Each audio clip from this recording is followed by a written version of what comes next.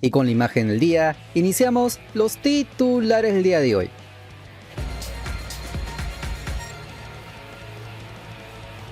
Y uno de nuestros compatriotas con raíces peruanas sigue intentando abrirse paso en el fútbol asiático. Y es que Kazuyoshi Shimabuku sigue sumando minutos y mantiene continuidad en el Albi Rex Niigata de la segunda división japonesa. Esta vez le tocó participar en un compromiso correspondiente a los playoffs por la definición de posiciones dentro del nuevo formato de reestructuración de la J-League de Japón para sus divisiones profesionales. En dicho partido, su equipo le ganó al Hokkaido Sapporo en definición de esos 12 pasos. El equipo local logró imponerse por 5-4, donde una de las grandes novedades fue que el japonés peruano apareció desde el arranque, siendo considerado titular y permaneciendo en el terreno de juego durante todo el encuentro. El cuerpo técnico continuó confiando en sus condiciones, ya que volvió a ocupar la posición ofensiva por el sector izquierdo. De allí intentó darle amplitud a su equipo, participando constantemente en distintas fases del juego y mostrando una movilidad que le permitió aparecer en varios sectores del campo. Durante gran parte del partido, intercambió posiciones con algunos compañeros para intentar generar espacios. Además, no solamente preocupó por las labores ofensivas, sino que también colaboró cuando el equipo requirió recuperar terreno y cerrar espacios en zonas comprometidas. De hecho, en varias acciones salió retrocediendo para ayudar en labores defensivas. Participó despejando situaciones de peligro cerca de su propia área y también intervino recuperando balones cuando el rival intentaba progresar. Consiguió imponerse en el 30% de sus duelos individuales, una cifra que muestra que estuvo constantemente involucrado en acciones directas contra los futbolistas rivales y que nunca dejó de ofrecerse como alternativa para su equipo. Y cuando pasaron al campo contrario, Shimabuku también tuvo protagonismo. Se conectó con frecuencia junto a sus compañeros en la fase ofensiva. Participó en la construcción de varias jugadas y buscó habilitarlos dentro del área rival. Incluso tuvo la posibilidad de rematar al arco contrario. Lo llamativo del compromiso es que pese al dominio de su equipo, el marcador no logró romperse. Por eso con el empate a 0, tuvieron que definir todo en los lanzamientos de penal. Ahí apareció otro momento importante para el futbolista nacional. Cuando llegó el turno de ejecutar los penales, Kazuyoshi asumió la responsabilidad y se mostró seguro. El atacante nacional tomó carrera, ejecutó correctamente y consiguió convertir para su equipo en una instancia donde cualquier error puede significar la derrota. Finalmente el Albi Rex Niigata terminó imponiéndose por 5-4, logrando quedarse con una victoria en esta llave correspondiente a los playoffs. Sin embargo, lo que realmente nos importa es que Kazuyoshi Shimabuku sigue acumulando experiencia y minutos de competencia en un contexto exigente, algo fundamental para cualquier futbolista que aspira a seguir creciendo profesionalmente. Esperamos que estas buenas actuaciones llamen la atención de alguna institución de primera división japonesa para que recién entre al radar de la selección peruana. Porque seamos sinceros, mientras más arriba compite un futbolista, mayores posibilidades tendrá de ingresar a escenarios mucho más competitivos. Por ahora el joven atacante sigue construyendo paso a paso su camino en el fútbol del sol naciente. La selección peruana femenina estuvo muy cerca de firmar una de las mayores sorpresas de los últimos años en el continente, porque la bicolor cumplió con su tarea y goleó por 4-0 a Bolivia en el estadio Miguel Grau del Callao. Pero cuando parecía que el sueño del repechaje al Mundial Femenino 2027 podría hacerse realidad, apareció ese detalle que tantas veces define torneos enteros: la diferencia de goles. Un verdadero baldazo a fría por un equipo que luchó hasta el último minuto. El partido tuvo el guión que esperaba el comando técnico Antonio Spinelli. Perú salió decidido a imponer condiciones desde el arranque y rápidamente inclinó la cancha a su favor. Luego de varias aproximaciones, llegó una acción clave dentro del área y Alessia García transformó un penal para el 1-0.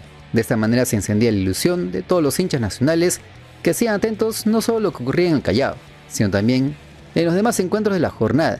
Y mientras la blanquirroja hacía su trabajo, los otros resultados comenzaban a acomodarse. Ecuador cayó por la mínima ante Argentina. Paraguay perdió por 3-4 frente a Colombia y Venezuela igualó a 1 contra Uruguay.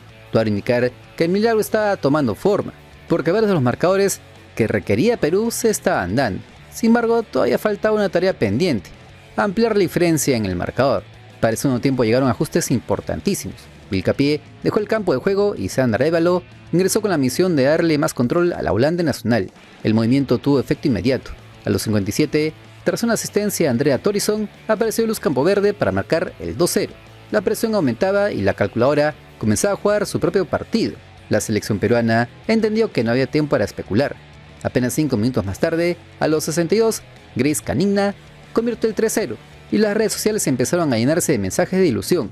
El repechaje todavía era posible y la expectativa crecía conforme avanzaban los minutos. Una de las imágenes más representativas de la noche llegó en la recta final. Perú siguió atacando, buscando cada espacio posible, sabiendo que cada gol podía valer oro. Recién en los 83 minutos apareció Sandra Évalo para establecer el 4-0 definitivo. Fue una goleada contundente, una actuación sólida y probablemente uno de los mejores partidos recientes de esta selección femenina. Pero cuando acabó la jornada, llegó el golpe de realidad. Perú alcanzó los 11 puntos, exactamente los mismos que Ecuador. El problema fue que las ecuatorianas finalizaron con una diferencia de gol de +2, mientras que la bicolor cerró con -3. Esa pequeña gran distancia terminó dejando a las peruanas en el 5º puesto y fuera del cupo de repechaje. La tabla final confirmó que Colombia acabó primero con 20 puntos y Argentina segunda con 18, obteniendo los 2 boletos directos al Mundial Femenino Brasil 2027. Venezuela con 2 unidades y Ecuador con 11 avanzaron al repechaje mundialista. Perú quedó quinta también con 11 puntos, seguida por Chile con 10, Paraguay con 10, Uruguay con 6 y Bolivia con apenas 1 unidad. Ahora, más allá de la eliminación, hay un aspecto que vale la pena analizar. Hace no mucho tiempo, esta era considerada una de las peores y más débiles selecciones del continente. Hoy la historia es distinta.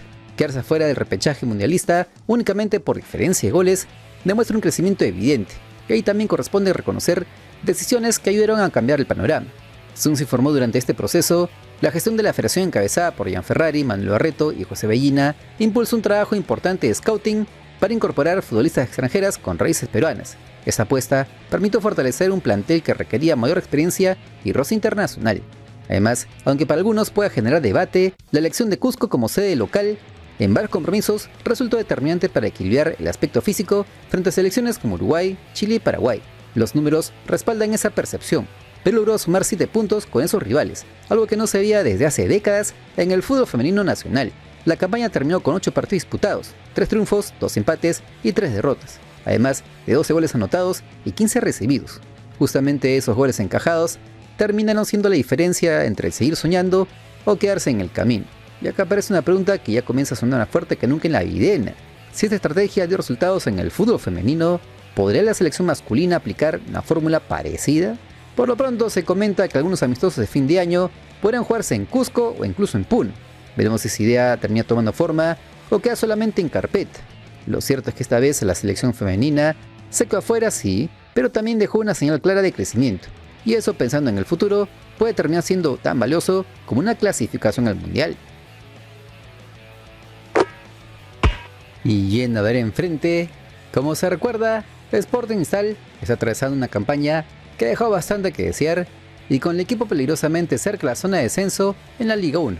Por eso los directivos de Innova Sports apostaron por un rostro conocido, alguien que ya sabe lo que significa convivir con la presión y cargar con el peso de una camiseta histórica, Roberto Mosquera. El técnico nacional volvió oficialmente al club y lo hizo en un momento donde no hay margen para errores. La situación no es sencilla. Cristal se encuentra apenas a 3 puntos de los puestos de pérdida de categoría, una realidad que hace algunos años habría parecido imposible para una institución acostumbrada a pelear campeonatos. Por eso la llegada del profe no responde solamente a una cuestión sentimental. También existe la necesidad urgente de encontrar liderazgo, experiencia y capacidad para reconstruir la confianza de un grupo golpeado por los malos resultados. Como se informó durante su presentación en la Florida, Mosquera dejó ver que este retorno tiene una carga emocional especial. Recordó que hace 60 años cruzó esa misma puerta junto a Julio César Uribe y reconoció que nunca imaginó volver a estas circunstancias para asumir el mando del equipo bajopontino que considera parte fundamental de su vida. Esa imagen rápidamente generó reacciones y comentarios entre el pueblo celeste, pero más allá de la nostalgia, el entrenador dejó claro que no iba pensando en el pasado. Todo a indicar que su enfoque está centrado en el trabajo diario y en encontrar respuestas dentro del propio plantel antes de pedir incorporaciones. Según explicó, utilizará las próximas 6 semanas para observar, analizar y sacar conclusiones sobre el verdadero potencial de cada futbolista. Y una de las grandes novedades es que no parece existir desesperación por romper el chanchito de manera inmediata en el mercado de pase. Al parecer, primero buscará entender qué recursos tiene disponibles y recién después de valorar junto a la directiva si alguna posición necesita refuerzos. Una postura que para algunos hinchas puede sonar prudente y para otros insuficiente considerando el delicado momento deportivo. Otra novedad durante la conferencia de prensa tiene que ver con la confianza que tiene Mosquera en su experiencia enfrentando escenarios complejos. El técnico recordó que a lo largo de su carrera profesional normalmente fue convocado para rescatar equipos en dificultades y no para dirigir planteles campeones. Ese recorrido, según explicó, le permitió desarrollar herramientas para manejar momentos donde la presión puede convertirse en un verdadero golpazo para cualquier grupo. Si revisamos otro aspecto que el entrenador considera fundamental, teníamos que para él, observar partidos por televisión nunca ofrece una fotografía completa de un futbolista. Por eso insistió que recién durante los entrenamientos podrá detectar cuáles son los vacíos que existen dentro del plantel celeste y qué aspectos pueden corregirse. En otras palabras, el scouting interno ya comenzó y las próximas semanas serán determinantes para varios futbolistas. Además, el profe lanzó un mensaje que seguramente será bien recibido por los hinchas. Su intención es recuperar la identidad futbolística que durante muchos años distinguió a Sporting Cristal. Considera que el buen juego no es solamente una cuestión estética, sino una herramienta que aumenta las probabilidades de conseguir resultados positivos. Una declaración que cae bien en una institución donde históricamente se valoró la propuesta ofensiva, y dentro de esa reconstrucción también aparece la importancia de los referentes. Mosquera destacó públicamente a Hernán Barcos, Yoshimaru Yotun y Miguel Araujo, resaltando el impacto que generan los futbolistas con mucho liderazgo dentro de un vestuario. Según su visión, compartir espacio con jugadores de mucha trayectoria acelera el crecimiento colectivo y transmite mensajes que muchas veces van más allá de cualquier charla técnica. En esa línea, se pudo conocer en las últimas horas del martes del que posiblemente podría ser el primer fichaje bomba que habría pedido el técnico nacional. Así indicó el periodista deportivo de Nilson Barrenechea en modo celeste. Roberto Mosquera quería contar con un volante de contención. Ahora tengo entendido que lo de Torrejón se ha enfriado, pero que Roberto quiere un jugador.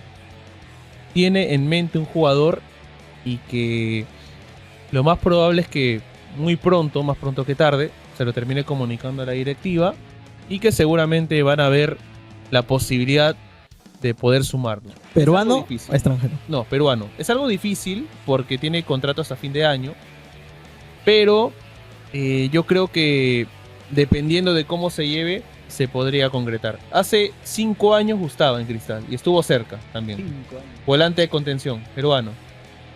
Se hablaba mucho de ese jugador en ese entonces. Es un 6 peruano, con pasado en un grande del fútbol peruano.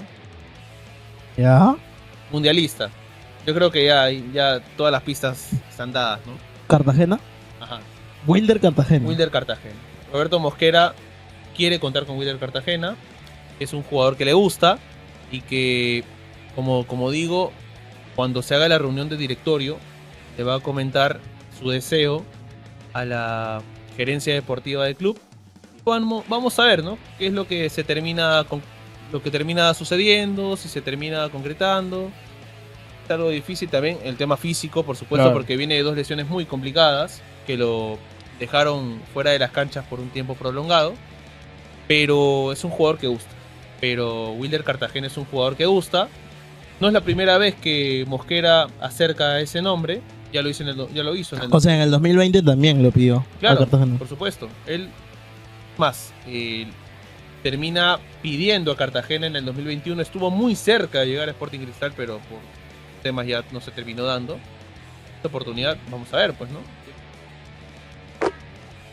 Si este canal te acompaña en tu día, apóyalo con un buen like, que es el aplauso que nos alienta a seguir trabajando y con lo que crecemos en esta dura plataforma. Sobre el papel, la idea de repatriar a Wilder Cartagena resulta bastante atractiva.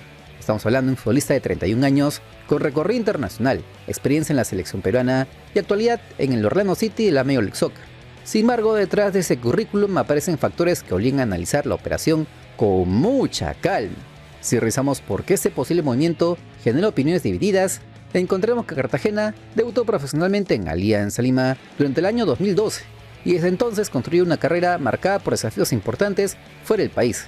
Además logró vestir la camiseta de la selección peruana en 40 oportunidades y formó parte del plantel que disputó la Copa Mundial de la FIFA en el 2018, algo que muy pocos jugadores nacionales pueden colocar en su hoja de vida. Ahora bien, si hablamos exclusivamente del aspecto futbolístico, todo indicar que encajaría perfectamente en la propuesta de Mosquera.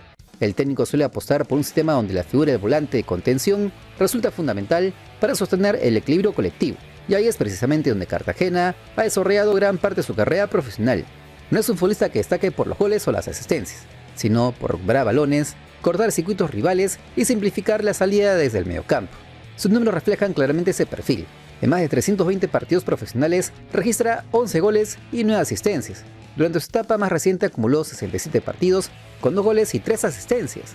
Son estadísticas modestas en ataque, pero que encajan con la función específica que cumple dentro del campo de juego. Su trabajo está mucho más relacionado con el sacrificio y la recuperación que con el espectáculo. Una de las fortalezas que más valora cualquier entrenador es su agresividad competitiva. Cartagena suele imponerse en los duelos individuales. Gana las divididas, tiene capacidad para el juego aéreo y aporta intensidad en la marca. Ese tipo de características puede ayudar a un Sporting Cristal que muchas veces ha sido cuestionado por la falta de contundencia en determinados partidos. Incluso Shimar Yotun podría beneficiarse de su presencia, teniendo más libertad para enfocarse en tareas ofensivas. Pero aquí aparece el gran problema.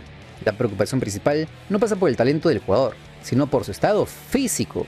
Durante los últimos 2 años, las lesiones se convirtieron en un enemigo constante. El 27 de enero del 2025 sufrió una rotura parcial del tendón de Aquiles, una lesión gravísima que lo dejó fuera de las canchas durante 339 días y provocó que se perdiera 43 partidos, es decir, toda la temporada pasada de la Major League Soccer. Pero eso no es todo, porque cuando parecía haberse recuperado de esa etapa, volvió a sufrir un revés el 22 de febrero de este año con una lesión muscular en la zona del muslo, que lo mantuvo alejado de las canchas durante otros 66 días y le hizo perderse 9 encuentros adicionales con el Orlando City. Las consecuencias son evidentes. En toda la temporada 2026 apenas participó en 5 partidos oficiales y acumuló solamente 48 minutos de juego, un dato que inevitablemente genera incertidumbre, porque una cosa es incorporar a un referente con continuidad y otra muy distinta es apostar por alguien que todavía necesita recuperar ritmo de juego después de tantos problemas físicos. Otra novedad importante es que su contrato con Orlando City finaliza en diciembre del 2026. Eso podría facilitar una negociación mediante un préstamo o incluso abrir una puerta a una operación más accesible para el equipo celeste. Y considerando la situación económica que atraviesa el fútbol peruano, evitar romper el chanchito por un futbolista que viene de una larga inactividad parece una condición indispensable. Por eso la posible llegada de Wilder Cartagena representa una apuesta de alto riesgo, pero también alta recompensa. Si recupera su mejor versión física, Cristal estará incorporando a uno de los mediocampistas defensivos más importantes que ha tenido el Perú durante la última década. Pero si las lesiones vuelven a aparecer, el fichaje podría terminar convirtiéndose en un verdadero paquete. O sea, un problema más dentro del proyecto que requiere resultados inmediatos. Veremos qué decisión toma finalmente la directiva Innova Sports y si Roberto Mosquera logra convertir esta apuesta en el movimiento maestro que muchos imaginan rumbo al campeonato. Pero ¿tú qué opinas? Ya sabes que te leo atentamente en comentarios porque somos el único canal que responde a todas tus opiniones con mensaje de voz. Ustedes son lo máximo. Nuestra comunidad logró la meta de suscriptores, por lo que tendremos el sorteo de la camiseta de fútbol en el canal. Atentos porque les traeremos más premios. Esta vez una pelota oficial si llegamos a la meta de 134.000 suscriptores, ya que el 51% de usuarios ven mis videos pero no se suscriben. Mejoremos ese número y seguiremos con más sorteos en el canal. Recuerda que hoy es un gran día y si no mañana, te prometo que lo va a hacer. Bendiciones desde el Perú profundo.